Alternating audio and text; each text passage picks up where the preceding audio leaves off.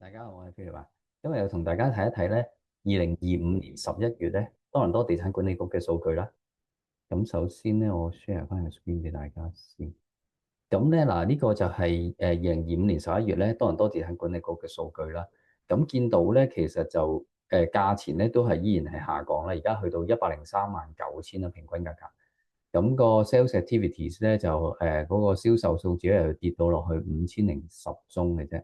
咁樣咧，我亦都咧準備咗一啲圖俾大家睇啦，咁會易睇啲嘅。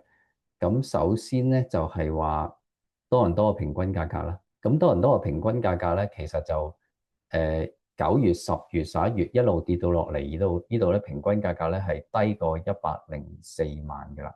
啊，咁樣然之後咧，我哋再睇下一啲唔同戶型啦。嗱，譬如全部地區嚟講咧，就 detach 咧就由19月份嘅時候135萬幾咧，就跌到落去而家134.6萬啦。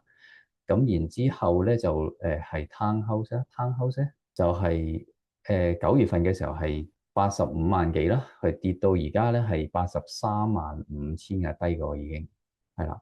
咁另外咧，我亦都有一啲分區嘅數字俾大家睇一睇嘅。例如咧，Markham 先啦，Markham 咧就9月份咧就係117萬幾啦，咁升到123萬啦，咁而家咧就跌翻落去115萬㗎啦。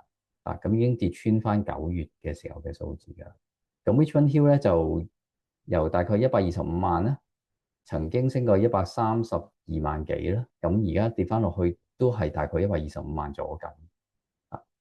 咁 Aurora 咧就118萬啦，9月嘅時候，咁但係 Aurora 咧嗰個number of transaction 比較少啲嘅嚇，咁可能有幾間做得貴少少咧，咁就會將個平均價格扯翻上嚟啦嚇。咁而家11月份咧係做緊128萬，咁 Newmarket 咧就100萬啦，平均價格，咁跟住100.2萬嚇，跟住而家跌翻落去跌低過96萬㗎啦已經。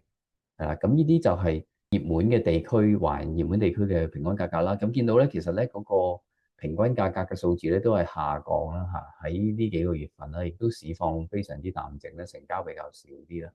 但係咧呢個時間咧就亦都業主嘅放盤嘅數量咧，其實你見到咧亦都下降咗嘅。如果同舊年比咧，就下降咗4%啦。啊，咁所以就盤源亦都係少咗嚇。咁大家可以留意翻呢啲咁樣嘅情況啦。咁如果大家有需要知道再更加多 detail 嘅，可以隨時聯絡我啦。